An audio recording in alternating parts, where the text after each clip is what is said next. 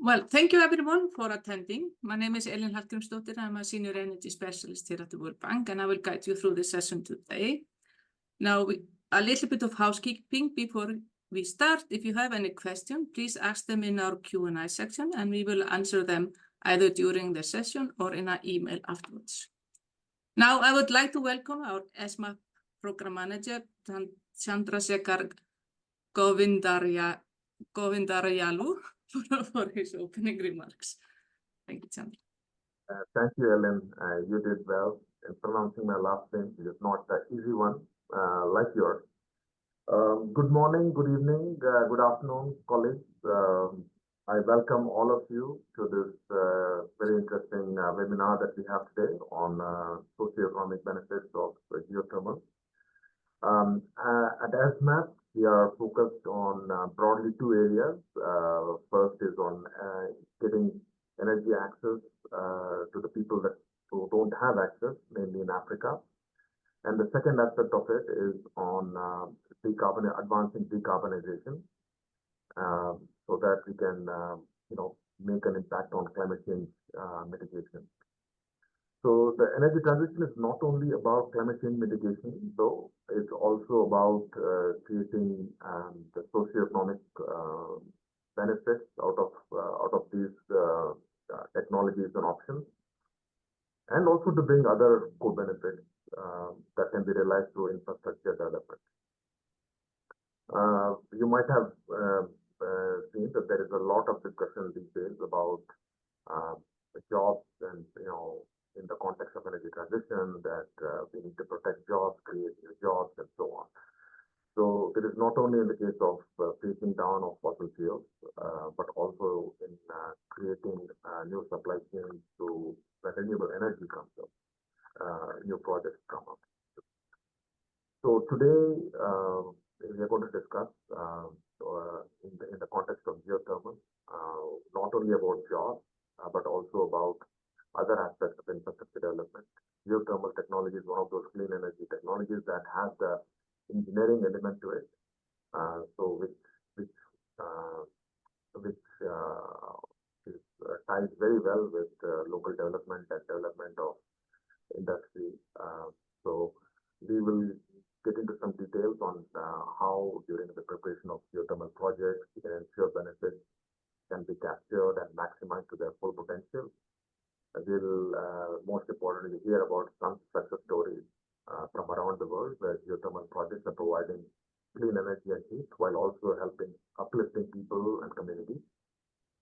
ESMAP has been in this area in the last couple of years. We have been doing more and more in this area of maximizing how we can maximize socioeconomic benefits as part of energy transition, both on the phase down side as well as on the scaling up of renewables.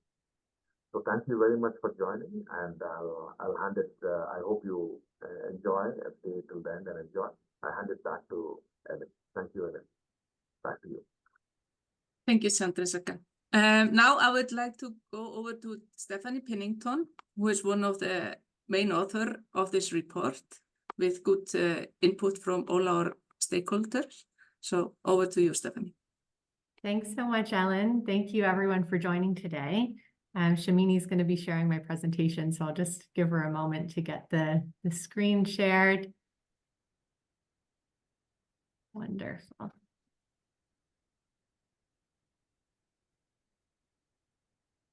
Great, thank you, Shamini.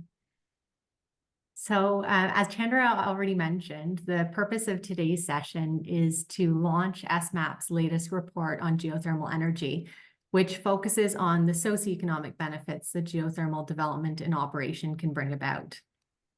Next slide, please, Shamini. So this report follows another very important report that came out of ESMAP as part of the Sustainable Renewables Risk Mitigation Initiative, and that's the report that's shown on the right there. This is actually a handbook that's designed to include the step-by-step process that governments can go through to actually maximize the socioeconomic benefits of renewable energy projects. And this handbook doesn't focus specifically on one technology. So the report that we're discussing today aims to go one step further and examine the potential opportunities that are really specific to the geothermal sector. And the two reports, though, are designed to be used together. So the handbook provides the framework, while this report that we're discussing today provides sort of a menu of options or best practices, if you will. Next slide, please.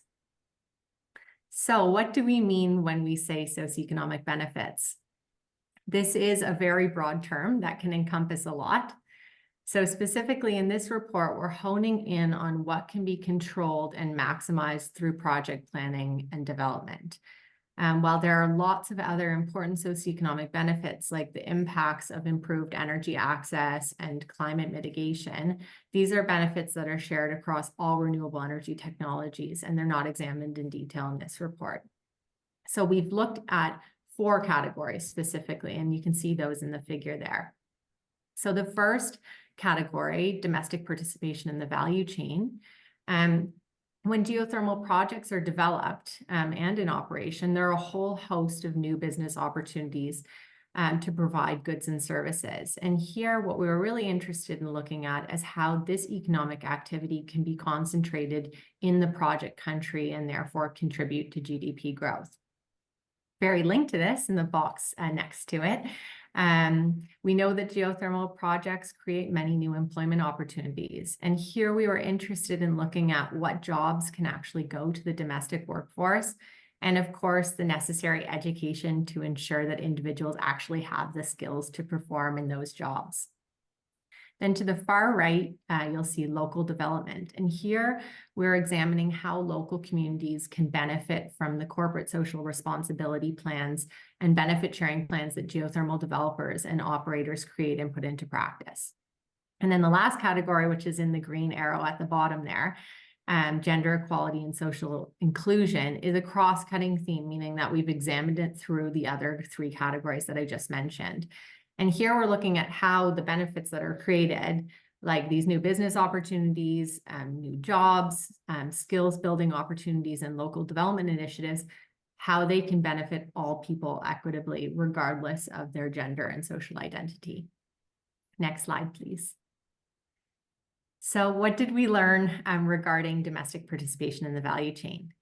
Well, the first critical piece is that in order to realize opportunities along the value chain, it's really essential to understand what opportunities exist. So in other words, what goods and services and labor are actually required in a project's development and operation. And this can be done through a value chain mapping exercise. And when a government does this in practice, they can begin to map out actually existing companies that may have the necessary capabilities in order to provide goods and services.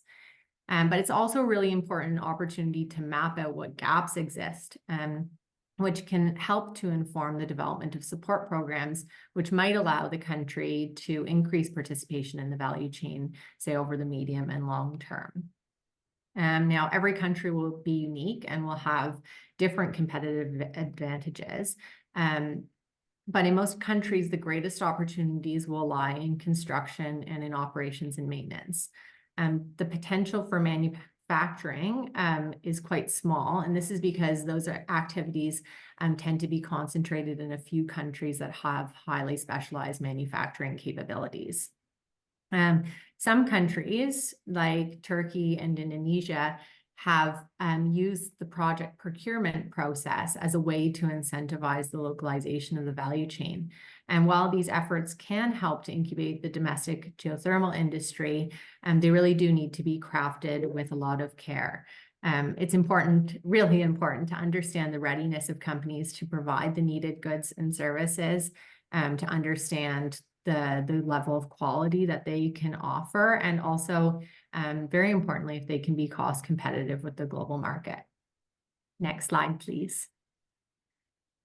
So there are many other tactics that can be used to support the growth of domestic companies, and those could be efforts to build their capabilities and know-how, or it could be offering tailored financial products to help them partake in the value chain and achieve scale. So a really great example of this is in Turkey, where geothermal heated greenhouses are growing very rapidly. And there are several drivers for this growth. Importantly, the economic advantage of geothermal heat over other heat sources. Also, the link between temperature-controlled greenhouses and crop yields. But government support has also been a really critical driver in this growth. The Ministry of Agriculture and Forestry has launched several grant programs that incentivize geothermal heating in greenhouses. And several domestic banks have also designed tailored financing tools for investors in these projects. And so, for example, Ziraat Bank and the Agricultural Credit Cooperative are two banks that have created low-interest loan programs, and both have flexible terms as well. So, for example, one offers a 2-year principal repayment grace period as part of that program. Next slide, please. So even when contracts don't go to domestic companies, there will still be many employment opportunities that are created domestically. And most of these will be realized in the construction and operation and maintenance phases.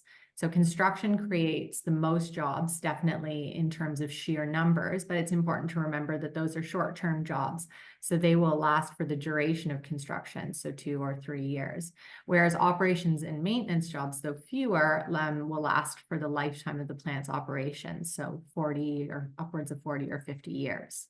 And it's maybe worth noting that indirect and induced jobs will outweigh those direct jobs. The direct jobs are those that would be created on the project through planning, through construction, through operations and maintenance. Indirect jobs will be created through the demand for inputs like equipment and materials. So, for example, those manufacturing jobs.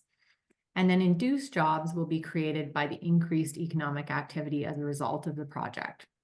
So, for example, when workers who are employed on the project spend their earnings within the project community, this will drive the creation of new jobs. So you could see new jobs being created in restaurants or in shops or in transportation, etc. Now, direct jobs, the ones that are created directly as a result of the project, are sometimes limited by the availability of domestic skills. And that's why education and training is so important to prepare the workforce in order to capture these opportunities. High-skilled roles tend to be the most difficult to fill, and you can see that in the figure on the right, the results of our survey. But higher education, of course, can't be orchestrated at the project level. This requires more long-term planning. But medium and low-skilled roles can often be filled by providing on-the-job training, which can be designed in tandem with the project itself. This is really important, especially because roles in operations and maintenance, which are those sustainable long-term jobs, can have a really big impact on rural communities where these projects are often located. Next slide, please. So Supreme Energy in Indonesia is a great example of a company that has addressed the challenges of skills gaps. And rather than bring in foreign expertise like many companies do, they've developed tactics to create their own homegrown talent. So for high-skilled roles, like those in geosciences, where they particularly struggled to recruit, but then also to retain those individuals, they designed a program where they would hire new graduates and then they would send them abroad to receive training in universities in Iceland and New Zealand. And then they also developed a professional development program that would allow them to reskill people from the oil and gas sector.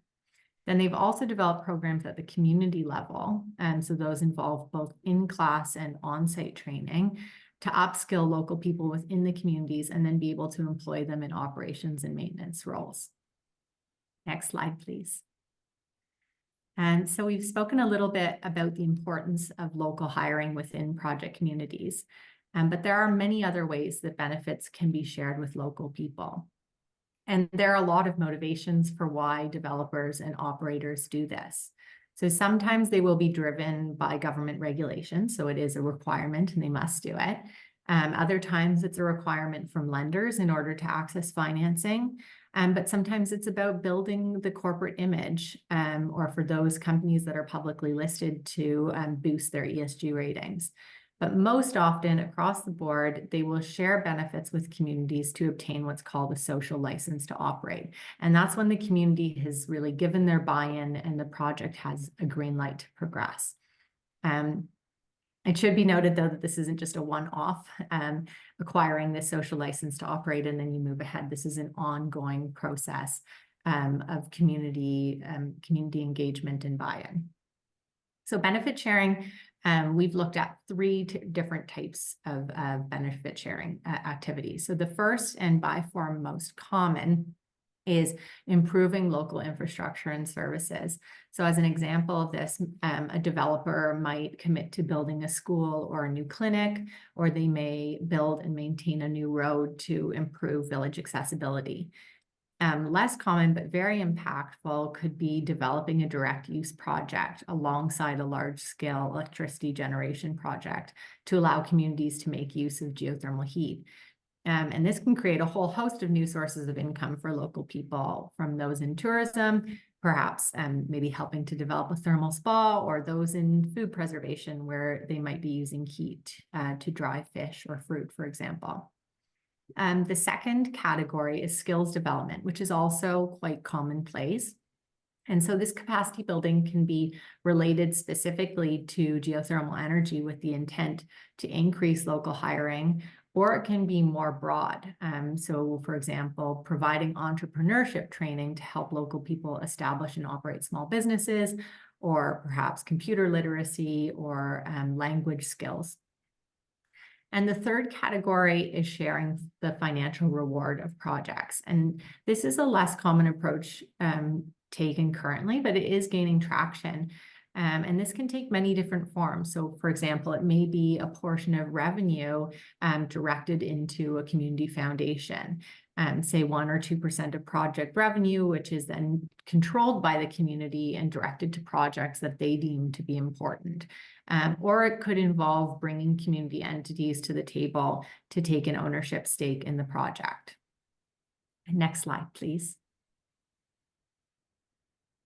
And so a great example of this is in New Zealand, where a Maori-controlled community trust has taken a large equity stake in several geothermal projects. And the revenue from these projects is then used to support the Maori people with a focus on health and education, where they've deemed that the needs are the greatest. So they offer all sorts of programs through this nonprofit, from educational camps for youth to scholarships at all education levels, health grants for things like dental and vision care that government healthcare wouldn't provide for. Next slide, please. So I think it's really important to take a moment to discuss equality specifically, because we know that women and marginalized groups face more challenges to take advantage of these benefits that exist along the geothermal value chain. For example, they often face greater challenges to access financing, to grow businesses, and they face cultural barriers to enter employment and specifically into technical roles. We know that only 22% of the geothermal workforce is female. And then there are also challenges at the community level to ensure that women in marginalized groups are consulted fairly and then benefit equitably. But on the flip side, or positive note, we have seen that targeted actions to improve equality can and do work. Next slide, please. So Kenya is a great example where action that's been taken at the government level has positively impacted the operations of government-owned geothermal companies like GDC and KenGen. So the Kenyan constitution states that 30% of decision-making roles must be held by women, and then that 30% of public procurement must be dedicated to small and medium-sized enterprises that are run by women, youth, or people with disabilities. And so, for example, to support their human resources equity policies in order to meet these targets, KenGen has designed the Pink Energy Initiative to better support and build the capacities of their female employees. And then they also bring these equity considerations in at the local community level. So through their benefit sharing plans, they make sure that they're bringing this lens. So for example, if they're offering a scholarship program, they're guaranteeing that 50% of those opportunities will be going to women or girls. Next slide, please. So I think I've taken now my fair share of time to introduce the report, and I really want to make sure that we get to our incredible panelists, who are the ones who are doing the great work on the ground. So I'll hand it back to Ellen to introduce them all. Thank you very much. Thank you, Stephanie. Now, like Stephanie said, we would like to thank our panelists, especially for their time to be here today, but also for their efforts and for their input into the report. We have panelists from all over the world, and I would like to introduce them in alphabetical order. So Alan Barkena, he is a Assistant Vice President and Head of Corporate Social Responsibility at the Energy Development Corporation, the largest renewable energy company in the Philippines. Berta Arenívar, she is a chemical engineer who has worked with El Salvador state-owned geothermal producer La Geo for the past 11 years. Dr. Hector Aviña, who holds a PhD in engineering from the Universidad Nacional Autónoma de Mexico, where he is a researcher with research topics in geothermal energy and desalination of seawater in Mexico. And Jóhann Jónasson, he is a CEO of Osame Robotic in Iceland and chairman of Asia Energy Engineering in Italy, which specializes in technical services for the power plant industry. Welcome all, and thank you. So now I would maybe just like to start the panel discussion with asking each of you questions, but I would also like to remind participants that they can post questions in the Q&A section, and we will answer them directly in the Q&A section or with an email later on. So maybe to go in the same order as Stephanie presented the report, I would maybe like to start with Alan. So from the study, it's quite clear that geothermal developers are very serious about sharing benefits with the communities in which they develop and operate projects. Can you speak about EDC motivation to share benefits with community members? Why is your corporate social responsibility work so critical to your business? Over to you, Alan. Thank you. Hi, Ellen. Hi, everyone.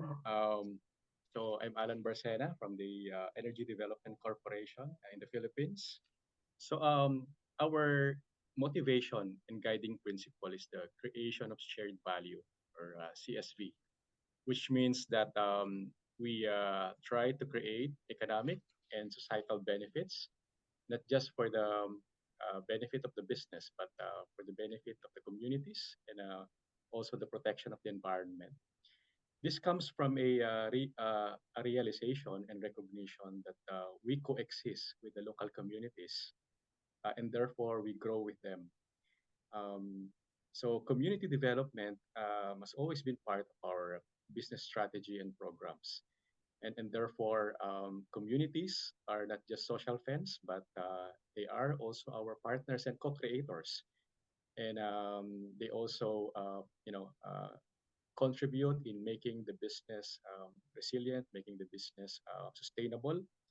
And in return, we provide investments and programs that will build the capacity of our local communities to be our partners.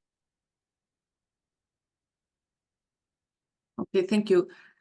Maybe you could tell us a little bit more about EDC and and your company.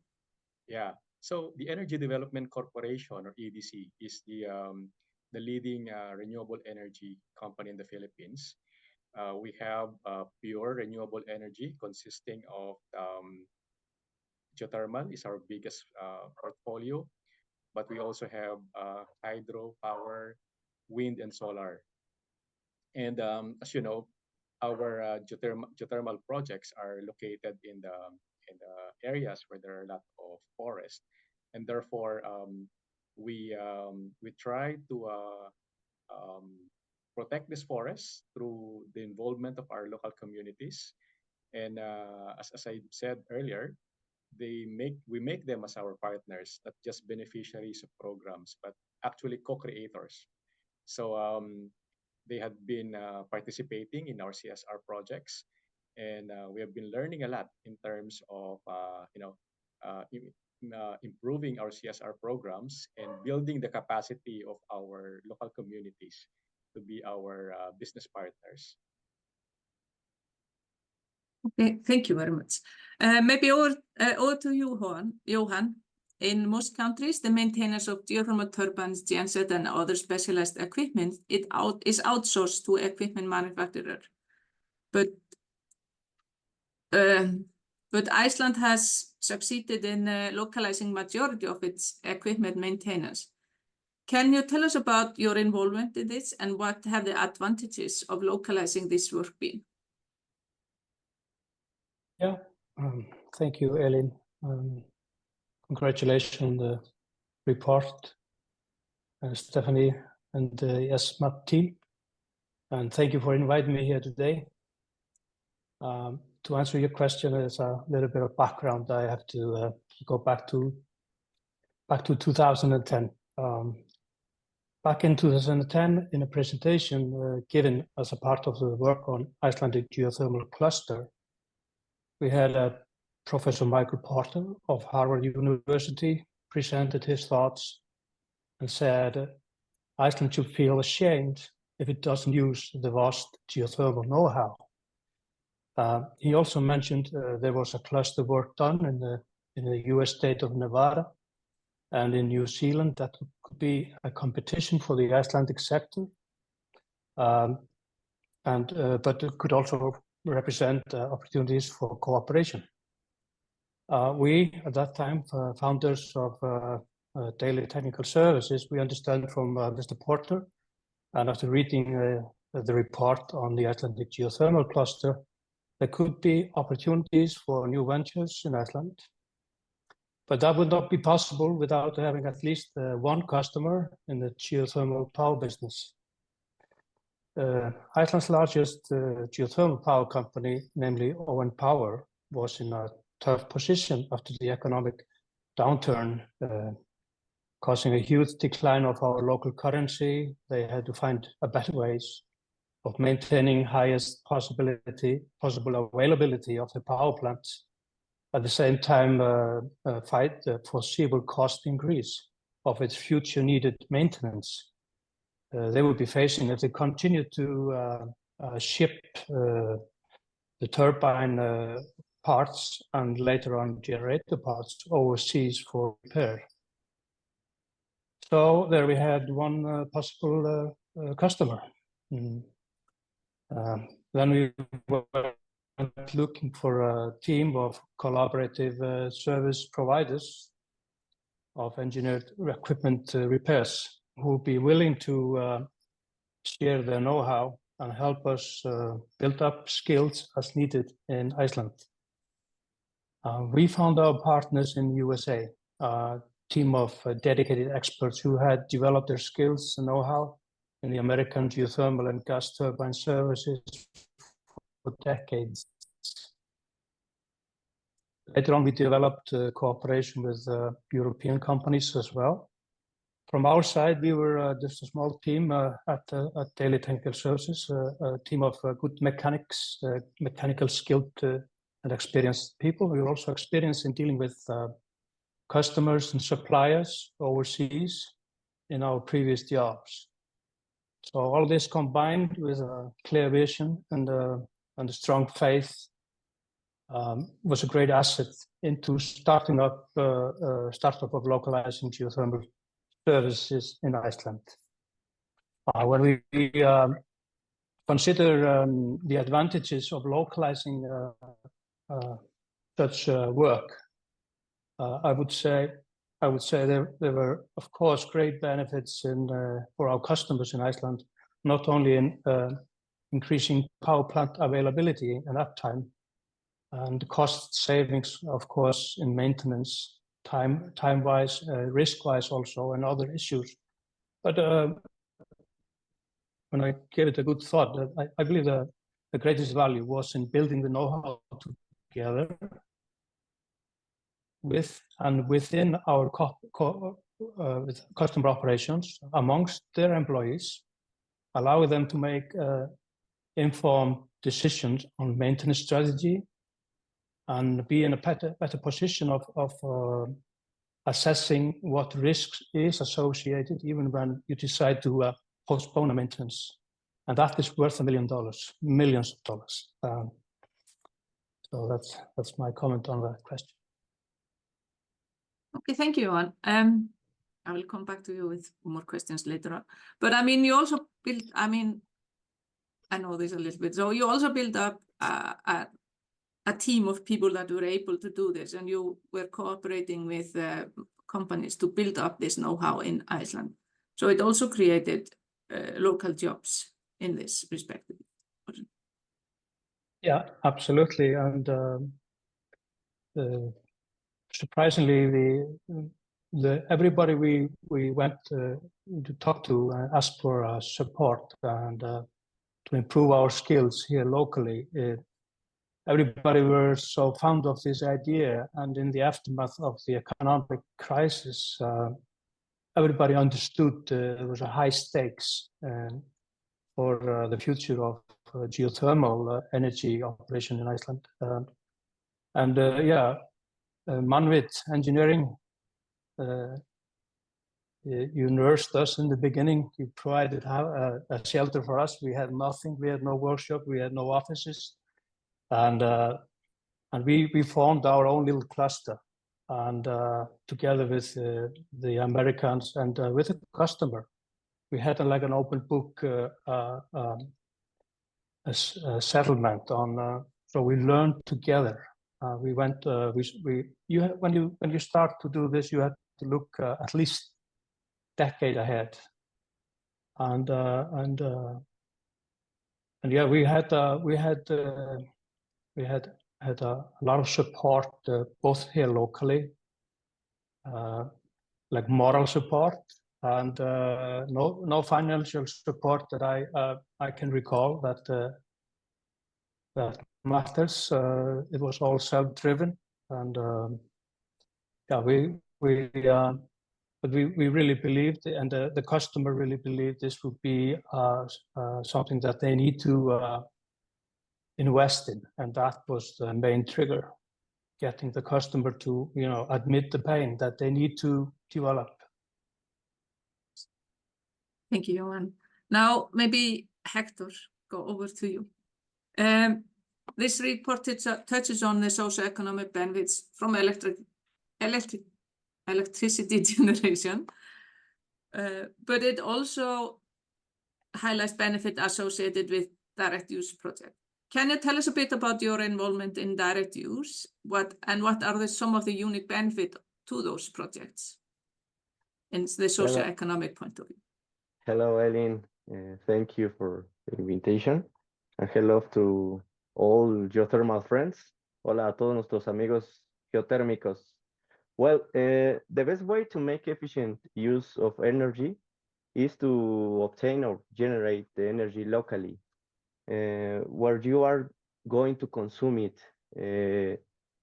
avoiding losses when you move this energy over long distance. By other hand, we need to use the energy directly. We don't waste energy in the transformation. For example, when converting thermal energy to electrical energy, and then using thermal energy. Geothermal energy has these two important advantages because it can supply us with electrical energy and thermal energy thanks to direct use. In several variety of industrial, agro-industrial projects, and of course in air condition and comfort system, is required to deliver thermal energy constantly. And geothermal energy is one of the only clean and renewable energies that can be supplied directly without transformation every day and every time. And directly using geothermal energy is the most logical and efficient, and actually exists a large market for the sale of thermal megawatts that is developing especially in Latin America. And I think it's a good opportunity for us to use the all benefits of geothermal energy.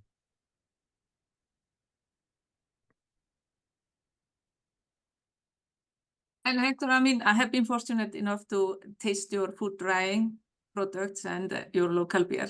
So can you maybe elaborate a little bit about the food drying process that you have created and what benefit that has created for your local communities? Well, we have several benefits to the people to live near to the geothermal fields, because it's not only to create job, it's also to the geothermal education, to the people know that the natural resource can be helped in the activities for the day, or for help in the economic activities for the people. And it's too important to think it's not only create jobs, it's to change the mind to the geothermal resources can be used to the other things, or the other help it to the people, support to the people. Thank you. Now, Bertha, we are now focusing on the cross-cutting, which is the gender. In Lahe, women currently make up around 25% of the workforce. Can you speak about some of the initiatives that Lahe has implemented to ensure that women are hired in all roles, including technical positions, and that they are given opportunity to progress in their career? Thank you, Bertha. Hi, Ellen. Hi, everyone. Thank you for inviting me for this question. Lahe is promoting the gender equality and has many strategies for increase the family representation across various roles, especially in technical positions. Lahe is promoting the gender equality and ensure that all candidates have opportunity to contribute and succeed within this organization. Around 21% of workforce are women, and the employing in different areas like STEM, geology, geochemistry, and geophysics and engineer. In recent years, Lahe has more women in decision-making roles. We have the first female in general manager, and the director of Unveiling is woman too.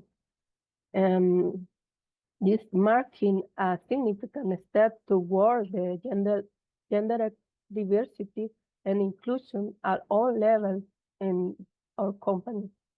And Unveiling is involved in many projects with the community. For example, this week, Unveiling bring a scholarship for 18 people. Additional, we have a cooperation agreement with geothermal countries like Iceland since 1991 and 2021. We have around 42 Salvadorian has been fellowship in the 6-month training and the master's degree geothermal training, and around 28% were women. And we have changed with technical skill with different countries.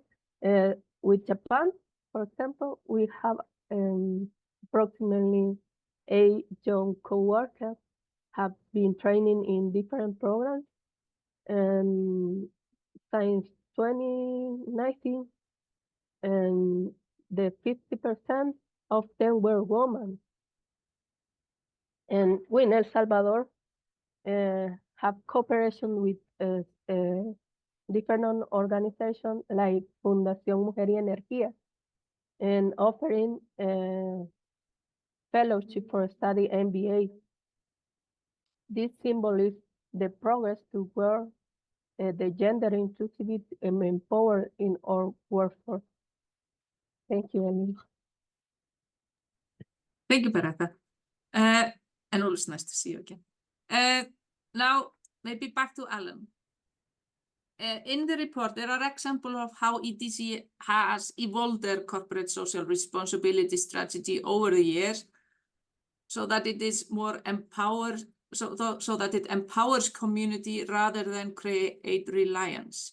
Can you speak about one of the activities that you feel has helped to socially or economically empower the communities around the projects that you operate? Yeah, sure, Ellen. No. Our CSR strategy has evolved over time. So we started out with so many projects, but they're not really impactful, no, and sustainable. So mainly these are projects that are transactional, meaning they have specific purposes.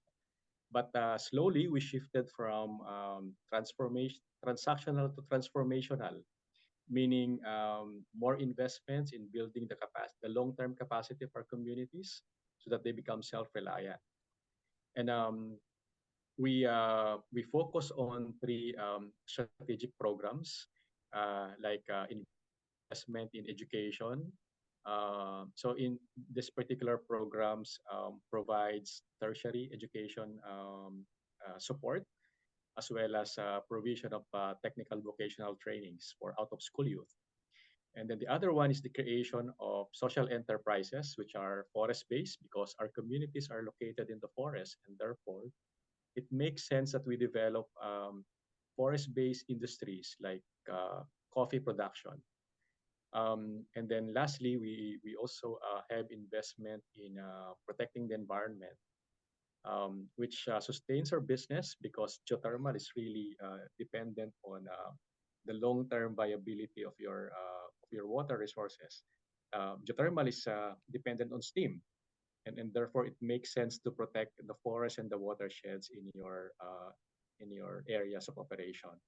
So there's one program that we are quite proud of, and this is our forest restoration program called Binhi. Binhi is the Philippine term for just like a seed. No? So we had three key success factors to make this program very relevant and impactful.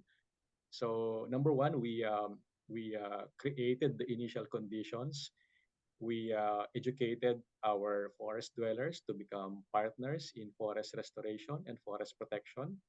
So we gave them alternative livelihood so that they will not destroy the forest, but they will protect the forest and they will be part of restoring the forest.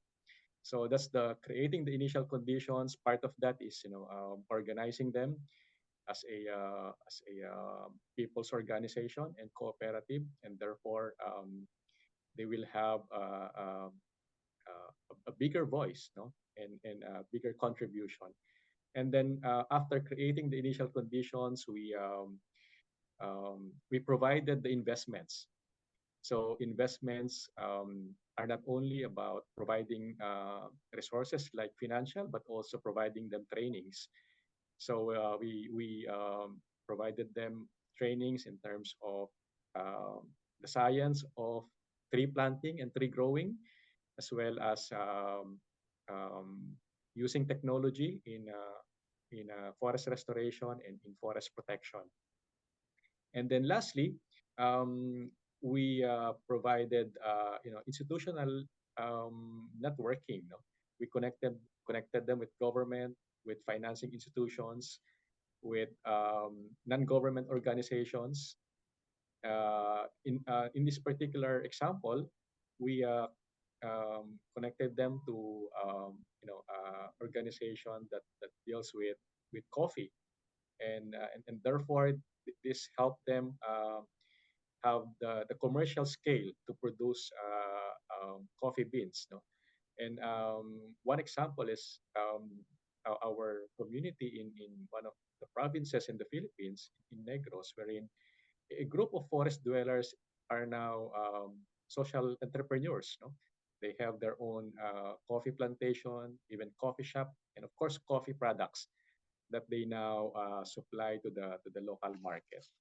So we're quite proud of this program because it's empowering, and in fact, nowadays we have not been providing any assistance to them. No?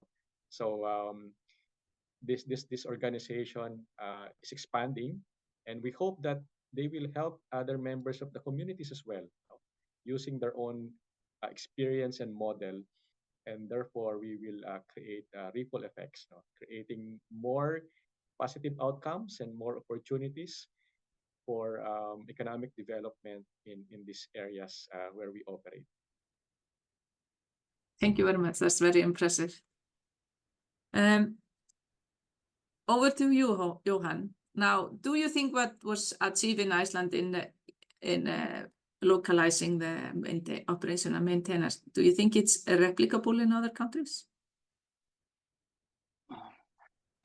I have to say yes. If you consider Iceland, an island in the middle of Atlantic, we were also, in terms of know-how and skills in turbine and generator maintenance, far away from all the experts. And our approach and business model was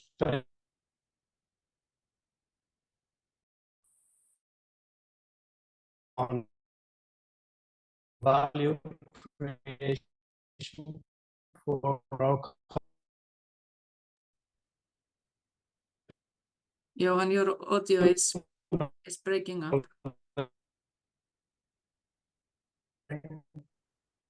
With our purpose.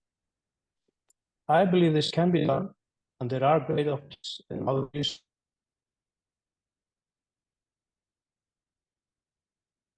Okay, Johan, you need to look at your audio. It's breaking up a lot, but I think we got the message that yes, you think it is replicable. Of course, given that you need to have customers on the other end, so you need to have cooperation between operators and the local industry to create this opportunity.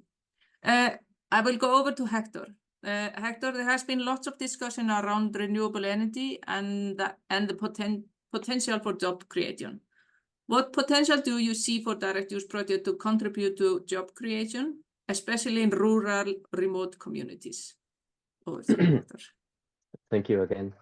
Well, geothermal energy must be used of integral way. It's necessary that the next geothermal projects be centers of geothermal resource or parts of geothermal resource. Not only geothermal power plants. If you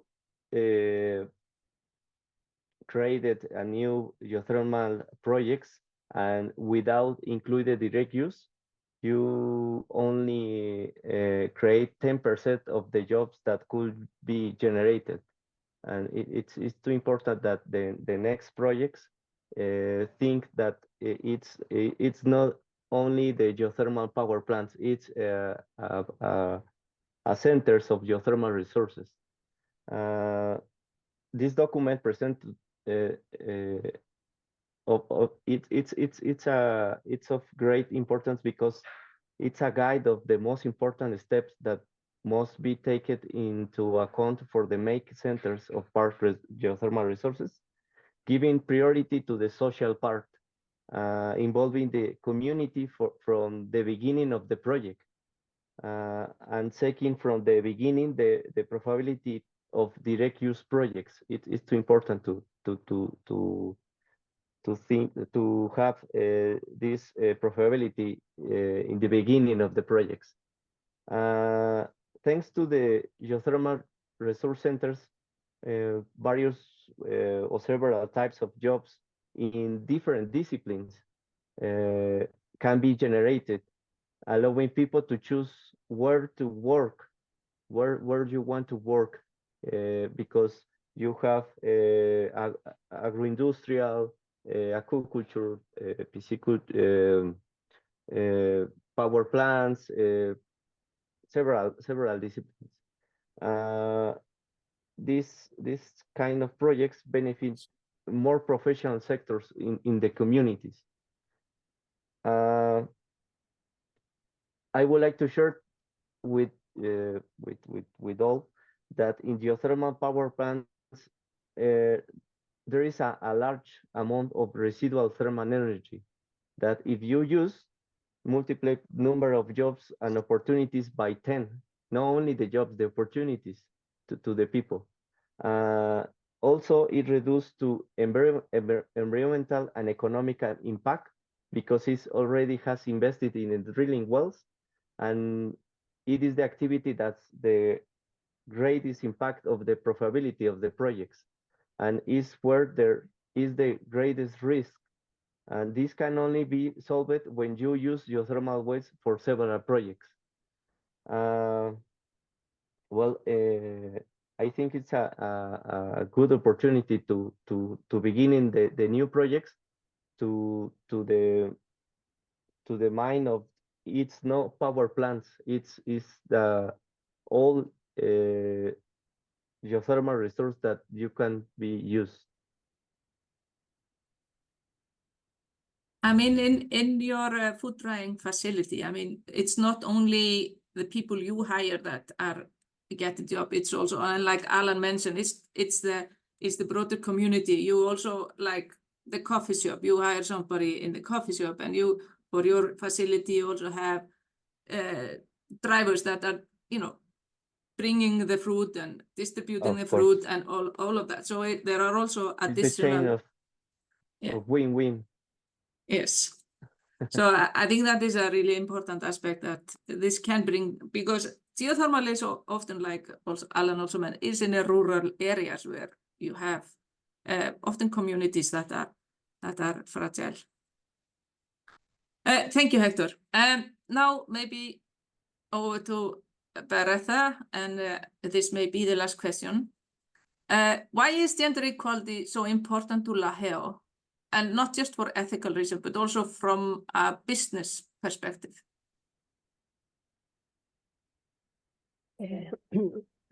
I think the influence of gender equality on innovation and solving problems is unquestionable. Research constantly shows that teams characterized by diversity, including gender, are more innovative and productive compared with homogeneous groups. When the people of different genders work together, they bring more perspectives, different ideas, and women often are more collaborative and emphatic approach to problem solving, and lead to better solutions and that meet the needs of individual and community. Additional, a company with diverse leadership, including the gender diversity, are more appealing to investors, customers, and employees. This can improve financial performance. LaHeo workforce in now and different perspectives and experience, leading to increase the creativity and innovation. LaHeo commitment to gender equality for attract to top talent and strengthen stakeholder relationship, and position them as a leader in geothermal industry. This enhances their brand reputation and attracts values partners. When it comes to promote the gender equality and in the employer, then the interest to cultivate workplace free of discrimination for women and another group. An employing decision should be based solely on individual merit rather than other attributes. In this regard, employment strives to cut the barrier and then hinder equal access to training, education, recruitment, and professional development opportunities. It is now recognized that workforce diversity increase the productivity and sustainability of the company and has positive impact at the economy and result in our society. Thank you, Beretta. I would maybe like to thank all of you for participating, my panelists for having the time, and because you are in all different kinds of time zone, very late some evenings and early other. So thank you all for your participation. I would also like to thank Stephanie and Kavita for all of the interviews they did with stakeholders and putting the report together, and Sandra Sekar for his support throughout the report. So I hope you found this webinar enlightening, and that the report will benefit project development in the future. So thank you all for attending, and have a nice day and evening. Thank you.